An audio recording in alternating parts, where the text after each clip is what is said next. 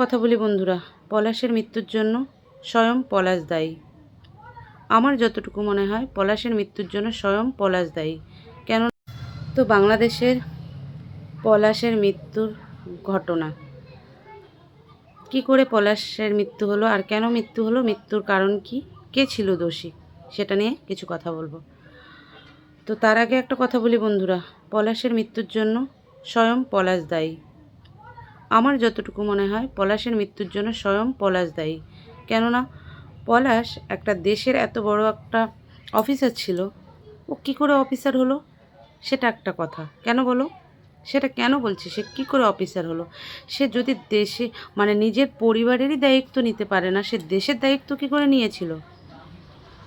সামান্য মা আর স্ত্রী দুজনের দায়িত্ব সে নিতে পারলো না, সে কিনা দেশের দায়িত্ব নিল।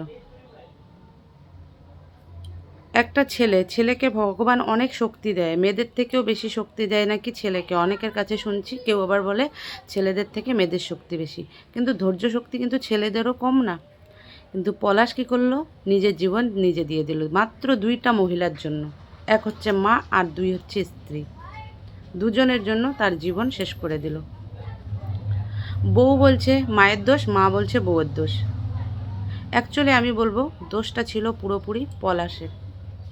কেননা পলাশ যদি চাইতো তার মাকেও কন্ট্রোল করতে পারতো, তার বউকেও কন্ট্রোল করতে পারতো। বউ কেন মায়ের জায়গায় আসবে, মা কেন বউয়ের জায়গায় যাবে? মা যখন ছেলেকে বিয়ে দিয়ে দিয়েছে, তখন মার উচিত যে ছেলের যতটা দায়িত্ব বউ নিভাবে, তাই না? মায়ের আদর ভালোবাসা আলাদা, মা ছেলেকে আদর করবে ভালোবাসবে সেটা আলাদা ব্যাপার। তাই বলে সব কিছুতে না। তোমার বউ ছেলে শুয়ে আছে, তুমি গিয়ে উকি মারছো। তোমার বউ ছেলে গল্প করছে হাসছে, তুমি গিয়ে বলছো এত কিসের হাসাহাসি। তোমার বউ ঘুরতে যাবে, তুমি সঙ্গে যাবে। যখন তোমার ছেলে বলছে যে মা চলো আমাদের সঙ্গে ঘুরতে, নতুন যেহেতু তোমার ছেলের বিয়ে হয়েছে, তখন তোমার বলা উচিত কি যে না বাবা তোরা যা, আমি আজকে যাব না, বা কিছু একটা বাহানা দিয়ে আপনার আটকানো উচিত ছিল। হতে পারে আপনার ছেলে আপনাকে অনেক ভালোবাসে, আপনিও জানেন যে আমার ছেলে আমাকে খুব ভালোবাসে। সেই ভালোবাসাটার ফায়দা নেওয়ার কি হয়েছিল এত? যদি এতই ভালোবাসার ফায়দা নেওয়া ইচ্ছা ছিল, তাহলে ছেলেকে বিয়েই দিতেন না কেন? যখন নতুন ছেলের বিয়ে হলো, ছেলের বউয়ের সঙ্গে আপনার এরকম প্রবলেম হচ্ছে, দুদিন গিয়ে অন্য ছেলেদের বাড়িতে থাকতেন। মেয়ে শুনেছি মেয়ে আছে, মেয়ের বাড়িতে থাকতেন। কেন থাকলেন না? কেননা ওই ছোট্ট বউটাকে জ্বালানোর জন্য, পরের মেয়েকে জ্বালানোর জন্য? কেননা ও গরিব বলে? গরিব হওয়াটা কি দোষ? তো যখন আপনি আপনার ছেলেকে বিয়ে দিয়েছেন তখন জানতেন না যে ও গরিব? আরেকটা কথা শুনেছি, পলাশের থেকে মেয়েটার বয়স অনেকটা কম। তো সেই মেয়েটাকে তো আপনার বেশি করে ভালোবাসা উচিত ছিল, যে ছোট্ট একটা মেয়ে আমার পুত্রবধূ হয়েছে, তাকে আদর যত্নে আমার রাখা উচিত। আপনার ছেলে তো সারাদিন ডিউটিতে থাকে, মেয়েটা কতটুকু টাইম পেতো তার স্বামীকে? শুধু রাতটুকু, সকালে উঠেই আবার চলে যেত, সেটুকুও আপনার সহ্য হতো না? সকালে যখন ছেলে অফিসে যাবে তখন আপনি খাইয়ে দিতেন কেন? আপনার ছেলে কি কচি খুকু? দুধটুকু খেতে পারে না? নিজের খাওয়ারটুকু সে নিজে খেতে পারে? কেন বউকে বলতেন যে, যদি আপনিও রান্না করতেন, মানলাম আপনি রান্না করতেন, বউকে বলতেন যে খাবারটা তুমি দিয়ে দাও। প্রত্যেকটা মা চায় যে তার ছেলে বউ খুশি থাকুক, আর আপনি কি চাইতেন? আমার ছেলে যাতে শুধু আমাকেই ভালোবাসে, বউকে ভালো না বাসে। তাহলে বিয়ে দেওয়ার কি দরকার ছিল?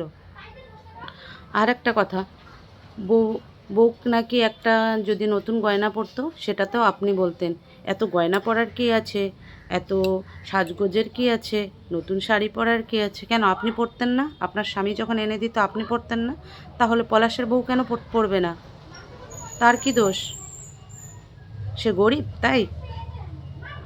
এই যে আপনাদের মতো কিছু কিছু মায়ের জন্য এরকম ফ্যামিলিতে অশান্তি হয়।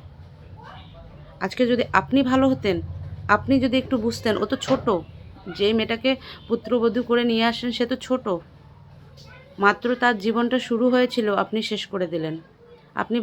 পলাশ ভাবছে যে ও মরে গেছে, সব কিছু ঠিক হয়ে গেছে। না, সব কিছু ঠিক হয়নি। এখন মেয়েটার জীবনে একটা পাহাড় চলে এলো। আপনার কি, এক ছেলে চলে গেছে, দুই ছেলে আছে, কিন্তু মেয়েটার জীবনে কেউ রইল না। তো বন্ধুরা, এটাই ছিল আমার বলার। পলাশের মা যা করেছে পুরোটা ভুল করেছে। আমার হিসাবে বউয়ের কোনো দোষ নেই। মা যদি ঠিক থাকতো, মা যদি ছেলে বউকে সময় দিত, তাহলে আজকে পলাশকে এভাবে চলে যেতে হতো না। আর তার বউকেও মানে পলাশের বউকেও এত কষ্ট পেতে হতো না, আর মাও এত কষ্ট পেত না আজকে। জানি না আর এরকম কত কি দেখতে হবে আমাদেরকে। প্রত্যেকটা ঘরে ঘরে যদি এরকম দজ্জাল শাশুড়ি থাকে, তাহলে কোনো ঘরে ছেলের বউ সুস্থ থাকবে না, ভালো থাকবে না। তো বন্ধুরা, আজকে ভিডিওটা এখানেই ছিল, এই অবধি ছিল।